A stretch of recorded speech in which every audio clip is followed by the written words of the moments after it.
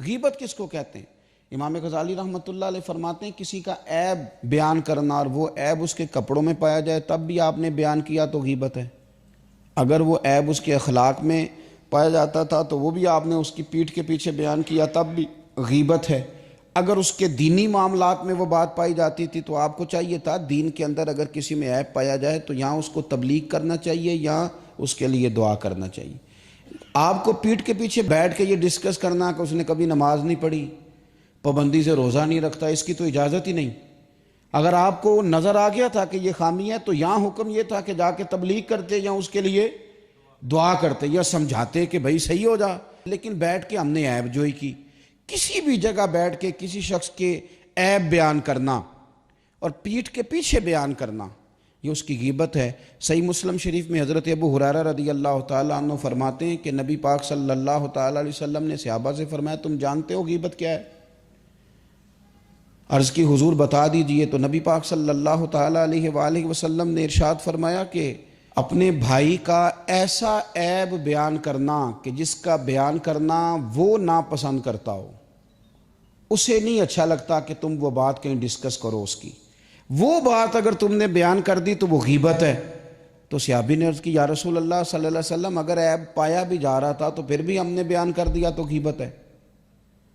یعنی ہم نے بیٹھ کے ڈسکس کیا کہ وہ بندے میں یہ خرابی ہے تو وہ خرابی ہے بھی، یعنی جھوٹ نہیں بولا، واقعی خرابی تھی تو ڈسکس کر دی تو حضور یہ بھی غیبت ہے؟ تو نبی پاک نے فرمایا یہی تو غیبت ہے، یہی تو غیبت ہے کہ خرابی پائی جا رہی تھی تو آپ نے بیٹھ کے ڈسکس کیا، یہی تو غیبت ہے۔ اور فرمایا اگر خرابی نہیں پائی جا رہی تھی اور پھر تم نے وہ بیان کر دی وہ تو غیبت نہیں، وہ تو بہتان ہے، وہ تو تم نے الزام لگایا، وہ تو بہتان ہے، اس کی تو الگ سے سزا ہے۔ غیبت کا معنی یہ ہے کہ کسی میں عیب پایا جاتا تھا، آپ نے وہ بیان کیا، آپ کو کس نے یہ اجازت دی تھی کہ آپ بیٹھ کے ڈسکس کریں؟ اور اگر آپ نے ڈسکس کیا تو میرے بھائی غور تو کریں، کسی چیز کو ڈسکس کرنے کے مقاصد ہوتے ہیں، کس مقصد کے لیے ڈسکس کیا، کیوں ڈسکس کیا؟ اگر تو آپ نے اس کی اصلاح کے لیے ڈسکس کیا تو پھر چاہیے تو یہ تھا کہ مل کے اس کے گھر جاتے، کہتے میاں یہ عیب ہے، یہ تیرے لیے ٹھیک نہیں، اس کو درست کر۔ اور اگر آپ نے اس لیے یہ بات چھیڑی نہیں تو پھر آپ کو اس کے لیے دعا کرنی چاہیے تھی کہ یا اللہ اس کے اندر یہ غلطی پائی جاتی۔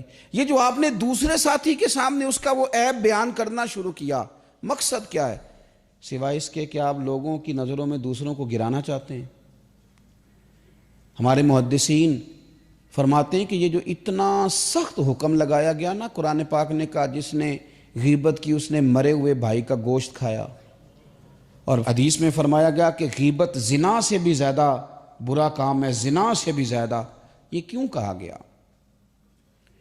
غیبت کی اتنی مذمت کیوں کی گئی؟ میرے نبی پاک علیہ السلام نے کعبے کی طرف دیکھ کے فرمایا تھا، ترمذی میں موجود ہے، فرمایا کعبے تیری بڑی عزت ہے پر میرے مومن کی عزت اللہ کی بارگاہ میں کعبے سے بھی زیادہ ہے۔ جس کی اتنی زیادہ عزت تھی، جس کا اتنا زیادہ اکرام تھا، رب کی نظر میں اتنی عزت تھی، اس کی تم نے عیب جوئی شروع کر دی، تم نے بیٹھ کر اس کی غیبتیں کی، تم نے اس کے بارے میں بڑے بڑے غلط فکرے بولے، دوسروں کو بھی دعوت دی۔ تمہارا ذہن تو اس کے بارے میں خراب تھا ہی، بہت سارے لوگوں کا ذہن خراب کر دیا اس کے بارے میں، جس کی عزت رب کریم کی نظر میں کعبے سے بھی زیادہ ہے۔ اور حضور کی نظر میں کیا عزت ہے؟